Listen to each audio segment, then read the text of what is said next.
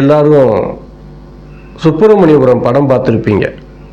அதில் ஒரு வசனம் வரும், பரமா உயிர் பயத்தை காட்டிட்டான் பரமா அப்படின்னு சொல்லி. தமிழ்நாட்டு அரசியலில் இன்னைக்கு நிலைமை, விஜய் அவர்களுக்குள்ள வர்ற அவருக்கு வர்ற அந்த கூட்டம், அந்த இளைஞருடைய எழுச்சி 2 பெரிய கட்சிகளுக்கு அந்த பயத்தை தான் ஏற்படுத்தியிருக்கு. அதுதான் உண்மை.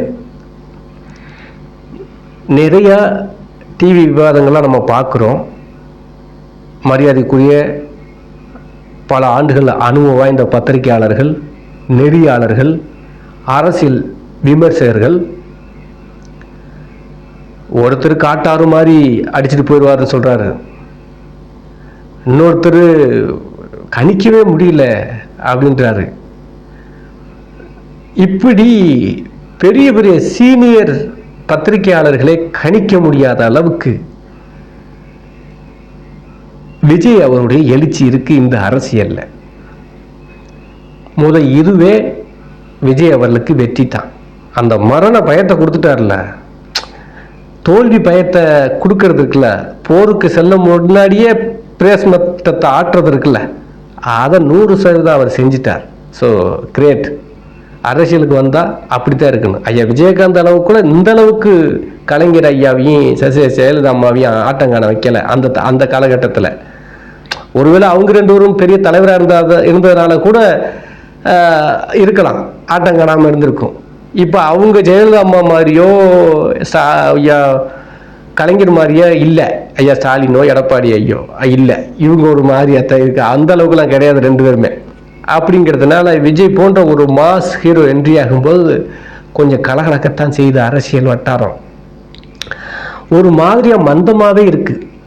முன்னாடிலாம் பார்த்தா அதிமுக திமுக கட்சிக்காரங்க முகத்தில் ஒரு பொலிவு, ஒரு பரிவட்டம் தெரியும். அப்படி இப்போ பறக்கு ரொம்ப சோகமாக போகிறாங்க பிரச்சாரத்துக்கு போகும்போதெல்லாம். நான் பார்த்துக்கிட்டு தான் இருக்கேன். ஏதோ ஒரு மரண ஊர்வலம் போகும்போது இறுதி அஞ்சலிக்கு அந்த மாதிரி போகுது 2 கட்சியோட ஊர்வலமும். உள்ளுக்குள்ள ஃபீலிங் வந்துருச்சு. ஏன்னா அவங்கெல்லாம் ரொம்ப காலம் அரசியல் இருக்கிறவங்க, மக்களுடைய பல்ஸ் தெரிஞ்சவங்க. நம்மெல்லாம் ஜெயிச்சிருவோமா, இவ்வளோ கூட்டம் வருதே, பணத்தை வேற செலவு பண்ணி திரும்பி தோத்துட்டோம்னா, இப்படி பல குழப்பங்கள்லாம் போகுது. அதுதான் உண்மை. அப்படி ஒரு மரண பயம் இருக்குது. இன்னைக்கு டிவி விவாதத்தில் பாருங்க, பத்திரிகையாளர்கள் தான் போல்டாக பேசுவாங்க, காமனாக இருக்கிற அரசியல் விமர்சகர்கள் பேசுவாங்க. அதிமுக காரங்களோ திமுக காரங்களோ யாராவது தைரியமாக பேசுகிறாங்கன்னு பாருங்களேன், 2 கட்சி முகத்துலேயும் ஒரு மாதிரியா இருள் அடிச்ச மாதிரி இருக்கு. அதுதான் நான் ஒரு அரசியல் பிடிச்சுன்னா சொல்கிறேன். யாரையும் நான் வந்து இது பண்ணி பேசினா, எல்லாருமே அரசியல் கட்சி தான், எல்லாரும் மக்களுக்கு சேவை செய்ய வந்தவங்க தான். மக்களுக்கு யார் பிடிக்குதோ அவங்க ஓட்டு போட போகிறாங்க. அதுதான் ஜனநாயகம். அப்படி இருக்கும்போது அரசியல் ரீதியான விமர்சனமே தவிர யாரையும் தனிப்பட்ட விமர்சனமாக நான் சொல்லலை. அப்போ அப்படிப்பட்ட ஒரு நிலைமையை விஜய் கொண்டு வந்துட்டார். இன்னும் உங்களுக்கு சொல்லட்டும்னா, 23ஆம் புலிகேசி படம் பார்த்துருப்பீங்க எல்லாரும். நல்லா சந்தோஷமா இருப்பார் வடிவேலு.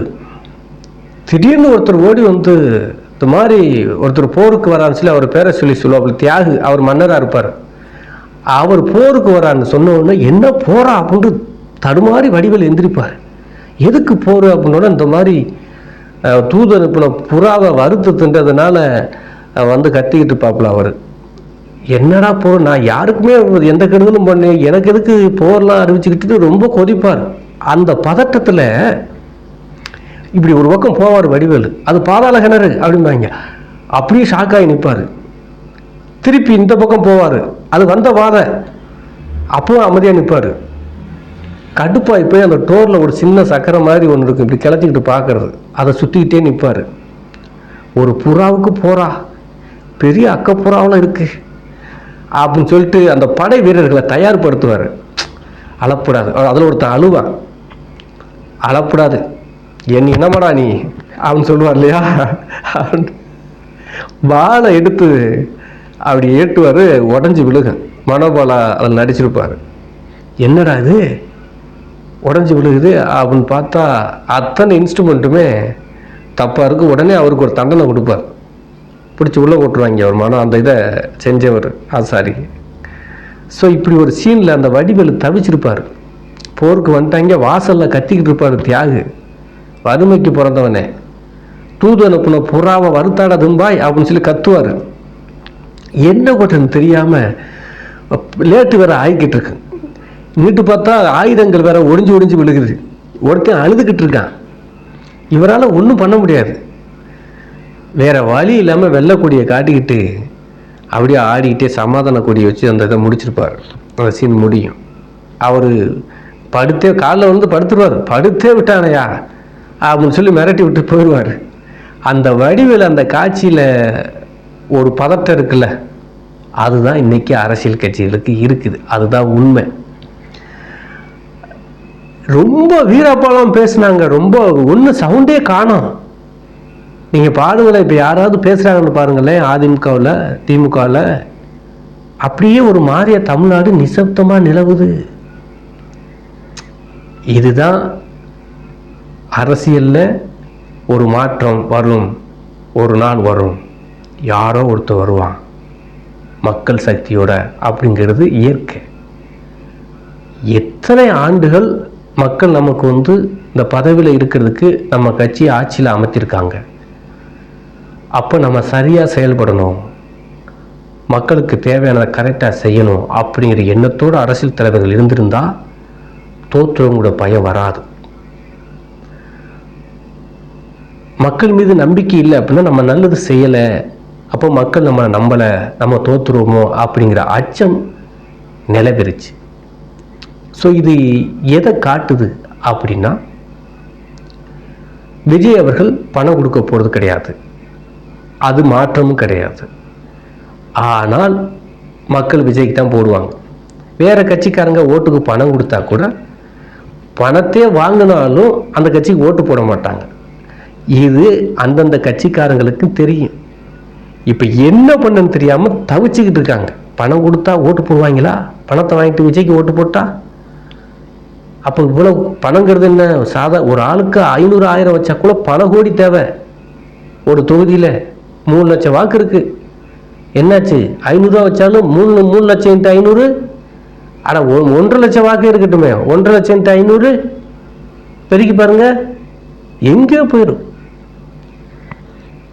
அப்போ விஜய் அவர்கள் மீது உள்ள அந்த எழுச்சி மற்ற தலைவர்களை கொஞ்சம் ஆட்டம் காண வச்சிருக்கிறது. அதுதான் உண்மை.